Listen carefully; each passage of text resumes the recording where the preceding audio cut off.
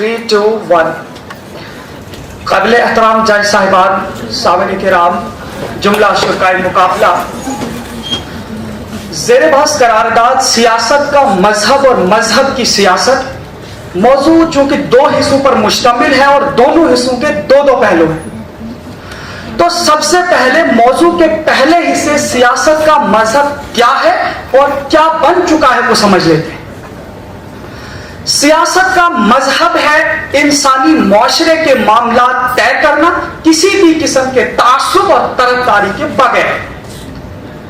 سیاست کا مذہب ہے انسانی خدمات انجام دینا، انسانی حقوق کی پاسبانی اور انسانی معاشرے کو ایک بہترین اور صحیح راہ اور صحیح نظریے کی طرف گامزن کرنا۔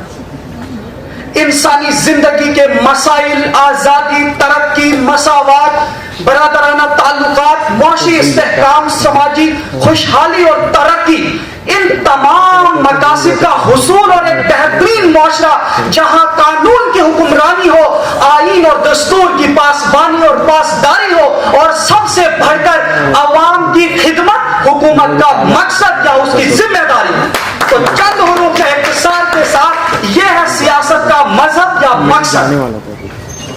لیکن عملی طور پر زمینی سطح پر سیاست کا مقصد یا مذہب منبع ہو چکا ہے جیسے انسانی اخلاق و اقدار۔ اب حقیقت میں سیاست اقتدار اور طاقت کا حصول بن چکا ہے۔ اب عملی طور پر غلبہ حاصل کرنے کا ذریعہ اور انسانی زندگی پر قابو کرنے یا کنٹرول کرنے کا آلہ بن چکی ہے۔ اب سیاست فرقہ واریت، فسادات، لا قانونیت، معاشی استحصال، سماجی تفریق اور تاریخی حقائق پر لڑنے جھگڑنے کا نام بن چکی ہے۔ اب سیاست کا مقصد، مرکز اور منبع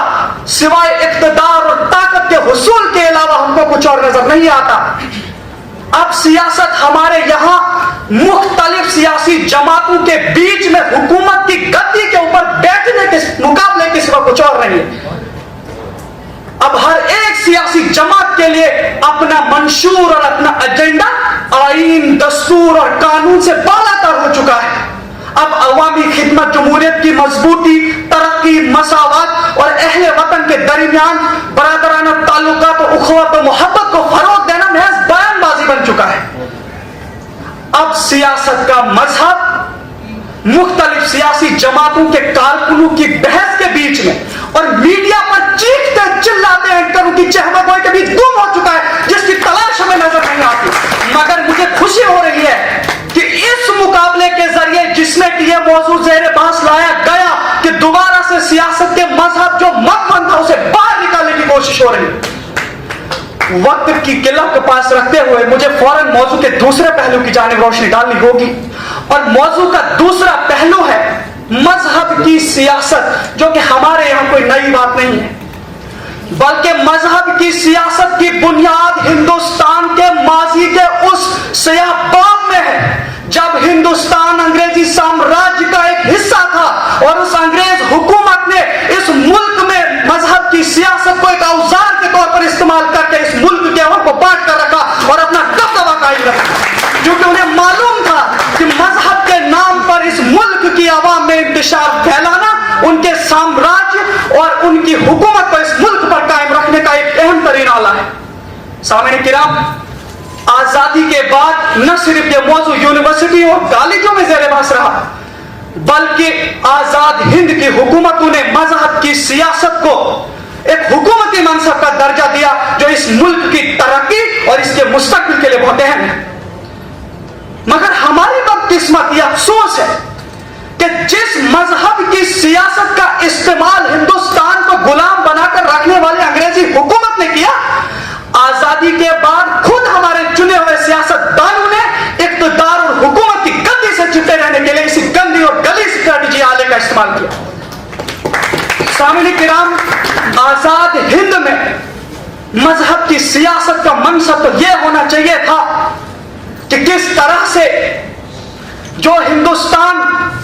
ہر ایک دھرم اور مذہب کے ماننے والوں کا گھر ہے، یہاں سیاست تمام مختلف مذاہب میں برادرانہ تعلقات اور محبت اور عزت کو فروغ دینے کا کام کرنی چاہیے تھی۔ یہاں پر سیاست کا منصب تو یہ ہونا ہونا چاہیے تھا کہ کس طرح سے مختلف سیاسی جماعتوں اور مختلف مذہبوں کے رہنے والے لوگوں کے درمیان اور متوں کو ماننے والے لوگوں کے درمیان عزت و محبت پیدا کی جائے، اسے فروغ دیا جائے اور ان کے درمیان یکجہتی پیدا کی جائے، اس ملک کے اتحاد اور سالمیت کی ضمانت دے جس کا ذکر ہمارے آئین کے پریمبل میں کیا گیا ہے۔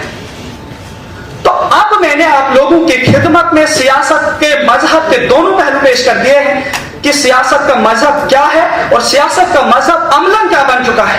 اور یہ بھی آپ کے گوش گزار کر چکا ہوں کہ مذہب کی سیاست کیا ہے، اور مذہب کی سیاست میں اگر حقیقی سیاست کا مذہب آ جائے تو فضا ہی بدل جائے۔ اب یہ ہم لوگوں کو طے کرنا ہے کہ کیا ہم